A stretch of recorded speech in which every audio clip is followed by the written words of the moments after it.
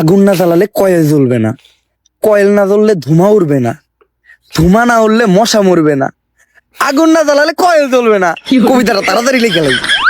আরে শিবাল্লি, তুমি আসছো, কিন্তু এত দেরি হলো কেন? তুমি আসবা শুই না আমি বসে আছি একা, গোলাপান সব তারাই দিছি, কইরা লাগছি একদম ফাঁকা।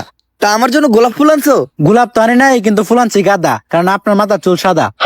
তুমিও কবিতা কও? বুঝলাম না, বাংলাদেশের সব মানুষ কেমন জানি কবি হয়ে যাইতেছে। থাক, ফুল আনা লাগবে না, বসো, তুমি তো নিজেই একটা ফুল। আপনি এই জায়গায় বসে কি করতেছিলেন? আমি কবিতা লিখতেছিলাম, কারণ আমি প্রাক্তনকে কখনো ক্ষমা করবো না। তা কি কবিতা লিখলেন, একটু শোনান তো। তা আমি শোনাবো, কিন্তু আমি প্রাক্তনকে কখনোই ক্ষমা করবো না। প্রাক্তন কি তোমার ক্ষমার হবে? কে বই আছে? বইয়া থাকুক বা না থাকুক, প্রাক্তনকে আমি কখনোই ক্ষমা করবো না। ক্ষমা করতে হবো না, আপনি কবিতা শোনান। আমি প্রাক্তনকে কখনোই ক্ষমা করব না, কারণ প্রাক্তনের নাম নিলেই ভিডিওতে ভিউ হয়, এজন্য ভিডিওতে প্রাক্তনের নাম নেওয়া বাদ দেওয়া যাবে না। তাই আমি প্রাক্তনকে কখনোই ক্ষমা করবো না। এই ঘটনা সফল হইতে গেলে আমাকে এখন একটা সেলুন দিতে হইব। এর লেগেই তো দেখতেছি ইদানিং দিয়ে না হেই একটা করে সেলুন দেয়। যা, এখন একটা সেলুন দেওয়ার ব্যবস্থা কর। বাও, চাইলেও সবাই সেলুনের ব্যবসা দিতে পারবো না। সেলুনের ব্যবসা দিতে হইলেও কিছু যোগ্যতা লাগে। হয় আপনার টিকটকার হইতে হইব, নইলে আপনার বউ ব্যবসা করতে হইব। এই টিকটক না করে তো জীবন থেকে এক ধাপ পিছিয়ে গেলাম। যেমনি হোক সেলুনের ব্যবসা করে সফল আমার হইতে হইব। বাও, একটা চিন্তা আমার মাথায় ঘুরতাছে, সেলুনের ব্যবসা তো টিকটকাররাও করে, বউ ব্যবসায়ীরাও করে, আপনি এই দুইটার মাঝখানে টিকটকার ওয়ার্ডাই বাইছে নিলেন কেন?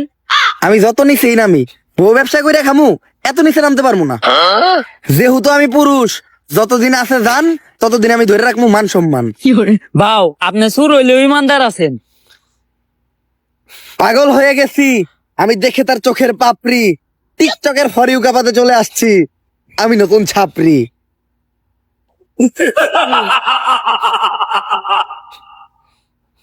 আমরা করবো বিজনেস আর তোমরা খেলবা দিয়া বাস্তা গো বেলুন। সামনে আমি খুলতাছি নতুন ছাপরি হেয়ার কাট সেলুন।